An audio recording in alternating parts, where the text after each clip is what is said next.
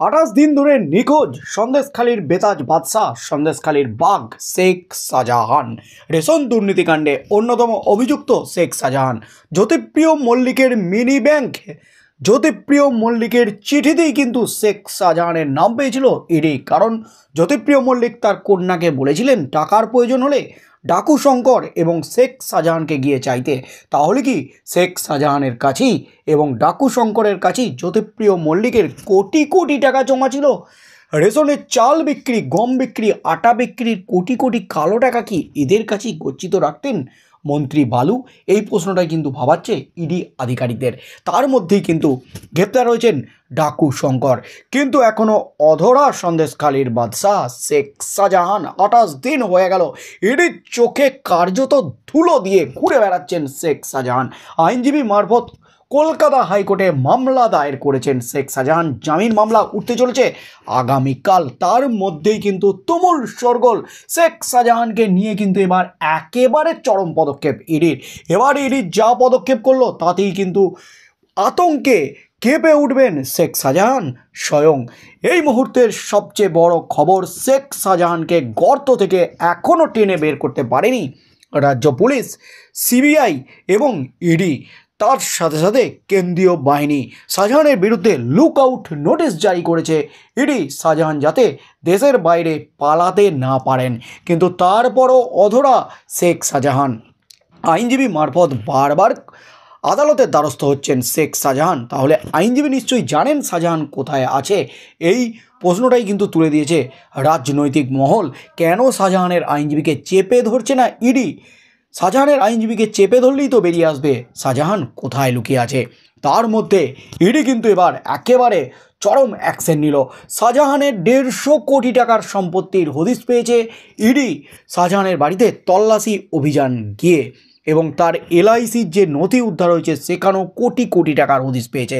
আর এবার শাহজাহানের বিরুদ্ধে শাহজাহানের কোটি কোটি টাকা উদ্ধার করতে একেবারে কড়া অ্যাকশন শুরু করলো ইডি। শাহজাহানের কোটি কোটি টাকা উদ্ধারে কিন্তু এবার আয়কর দপ্তরের দ্বারস্থ হলো ইডি। এই মুহূর্তের সবচেয়ে বড় খবর, আয়কর দপ্তরকে শাহজাহানের 10 বছরের নথি তথ্য চাইল ইডি। আর তার সাথে সাথেই কিন্তু তুমুল শোরগোল পড়ে গেল রাজ্য রাজনীতিতে। এই মুহূর্তের সবচেয়ে বড় খবর, 28 দিন ধরে তিনি নিখোঁজ। তন্ন তন্ন করে খুঁজেও সন্দেশখালীর তৃণমূল নেতা শেখ শাহজাহানের নাগাল পাচ্ছে না পুলিশ। হাইকোর্ট থেকে শুরু করে রাজ্যপাল সন্দেশখালীর তৃণমূল নেতার এই অন্তরালে থাকা নিয়ে বারবার সরব হয়েছে বিরোধীরাও। শোনা গেছে নানান বিরূপ মন্তব্য। কোথায় রয়েছেন সন্দেশখালীর এই দাপুটে নেতা? সমস্ত জল্পনার মাঝি এবার ইডির নজরে শাহজাহানের সম্পত্তি। সূত্রের খবর, এই তৃণমূল নেতা এবং তার পরিবারের সদস্যদের সম্পত্তির তালিকা তৈরি করছে কেন্দ্রীয় তদন্তকারী সংস্থা। এবার সন্দেশখালী কাণ্ডের মাস্টারমাইন্ড শেখ শাহজাহানের ব্যাংক অ্যাকাউন্টে ইডির নজর। সূত্র মারফত জানা গেছে শাহজাহানের কোন ব্যাংকে, কোন ব্রাঞ্চে কটা অ্যাকাউন্ট রয়েছে এবং সেই অ্যাকাউন্টে কত টাকা গচ্ছিত আছে, কত জকের ধন গচ্ছিত আছে তা জানতে সম্প্রতি মুম্বাইয়ের অ্যান্টি মানি লন্ডারিং ইউনিটের নোডাল অফিসারকে চিঠি দিয়েছে ইডি আধিকারিকরা। তৃণমূল নেতার ব্যাংক অ্যাকাউন্টে গত 10 বছরের তথ্য চেয়েছে ইডি।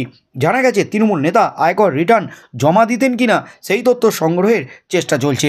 ব্যাংকের সমস্ত নথি পেলে শাহজাহানের আয় ও সম্পত্তির হিসাব মিলিয়ে দেখবে ইডি। শুধু শাহজাহান নয়, তার পরিবারের সমস্ত সদস্য ও তার ঘনিষ্ঠদের সম্পত্তিও নজর রয়েছে ইডির। রেশন বন্টনের দুর্নীতির অভিযোগ সংক্রান্ত মামলায় গত 5ই জানুয়ারি শেখ শাহজাহানের বাড়িতে গিয়েছিলেন ইডির আধিকারিকরা। কিন্তু সেখানে তাদের উপর হামলার অভিযোগ ওঠে। গুরুতর আহত হন 3 ইডি অফিসার। মেরে মাথা ফাটিয়ে দেওয়া হয় ইডি অফিসারদের। এছাড়াও কেন্দ্রীয় বাহিনীর উপর হামলা চালানো হয়, গাড়ি ভাঙচুর করে দেওয়া হয়। সংবাদ মাধ্যমের উপর হামলা চালায় হাজার হাজার তৃণমূল কর্মী সমর্থকরা। গুরুতর আহত হয়েছিলেন 3 ইডি অফিসার। আর এরপর থেকেই নিখোঁজ, তাৎপর্যপূর্ণভাবে একেবারে উধাও তৃণমূল নেতা শেখ শাহজাহান। যদিও থানা পুলিশ কেউই শাহজাহানের হদিশ না পেলেও এরই মাঝে আইনজীবী মারফত আগাম জামিনের আবেদন করছেন। বারবার জামিনের আবেদন থেকে শুরু করে আদালতে নিজের বার্তা পাঠাচ্ছেন। এমনকি সেই জামিনের আবেদনে শেখ শাহজাহানের সই রয়েছে। তাহলে শেখ শাহজাহানকে ইডি, সিবিআই, রাজ্য পুলিশ খুঁজে না পেলেও শেখ শাহজাহানের খোঁজ কিন্তু পাচ্ছে তার আইনজীবী। তাহলে কি শেখ শাহজাহান কোথাও পালিয়ে যাননি? তিনি কি সন্দেশখালী এলাকাতেই রয়েছেন? এই প্রশ্নটাই উঠে গেছে রাজ্য রাজনীতিতে। তার মধ্যে কলকাতা হাইকোর্টের নির্দেশ ছিল শাহজাহানকে আত্মসমর্পণ করতে হবে। কলকাতা হাইকোর্ট নির্দেশ দিয়েছিল শাহজাহানকে গ্রেপ্তার করতে হবে। রাজ্য পুলিশকে নির্দেশ দেওয়া ছিল, ইডিকে নির্দেশ দেওয়া ছিল, কিন্তু এখনও অধরা শেখ শাহজাহান। তবে শাহজাহানের কিন্তু আর পালাবার পথ নেই। তার কোটি কোটি টাকার সম্পত্তির হদিশ পেতে কিন্তু একেবারে আয়কর দপ্তর অ্যান্টি মানি লন্ডারিং একেবারে আধিকারিকদের সাথে যোগাযোগ করেছে ইডি। শেখ শাহজাহানের 10 বছরের সম্পত্তির খতিয়ান থেকে শুরু করে তার আয়কর রিটার্নের সমস্ত তথ্য, শুধুমাত্র শেখ শাহজাহান নয়, তার পরিবারের সকল সদস্যদের, তার আত্মীয় স্বজনদের সমস্ত তথ্য চেয়েছে ইডি আধিকারিকরা। সেগুলির সাথে শাহজাহানের যে সম্পত্তির নথি ইডি পেয়েছে, 150 কোটি টাকার সম্পত্তির নথি পেয়েছে, সেই নথি মিলিয়ে দেখতে চাইছে ইডি আধিকারিকরা।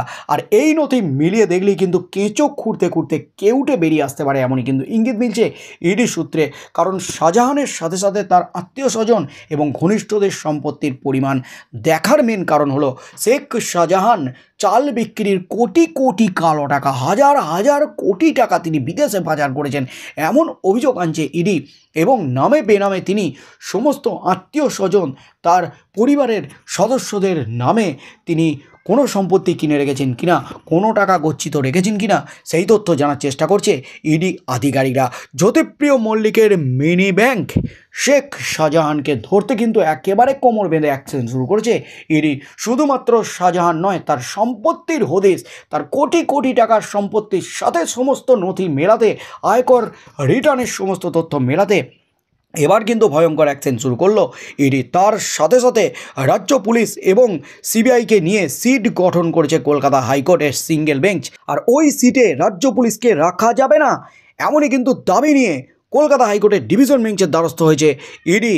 কারণ রাজ্য পুলিশকে রাখলে রাজ্য পুলিশ তদন্তে বাধা দিতে পারে, কারণ রাজ্য পুলিশ চাইলে শেখ শাহজাহানকে গ্রেপ্তার করতে পারত, এমনই কিন্তু দাবি ডিভিশন বেঞ্চে জানিয়েছে। অভিযোগ রাজ্য পুলিশের বিরুদ্ধে করেছে ইডি। সেই মামলাও কিন্তু খুব শীঘ্রই উঠতে চলেছে কলকাতা হাইকোর্টে। শেষ পর্যন্ত শাহজাহান কবে ধরা পড়েন, কবে সকলের সামনে আসবেন শেখ শাহজাহান, আগামীকাল শাহজাহানের জামিন মামলায় কী নির্দেশ দেয় আদালত, সেই নির্দেশের উপরই কিন্তু নির্ভর করছে শাহজাহানের সামনে আসা এবং শাহজাহানের ভবিষ্যৎ।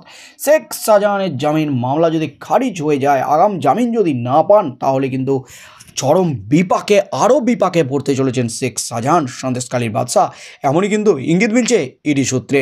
তবে আগামীকাল কি হতে চলেছে এবং আদালতের নির্দেশের পর আদালতের নির্দেশ যদি শাহজাহানের বিরুদ্ধে যায়, জামিন মামলা যদি খারিজ হয়ে যায়, তার পরবর্তী পর্যায়ে ইডি সিবিআই কী পদক্ষেপ নেয় শাহজাহানকে ধরতে, সেদিকেই চোখ থাকবে গোটা রাজ্যের।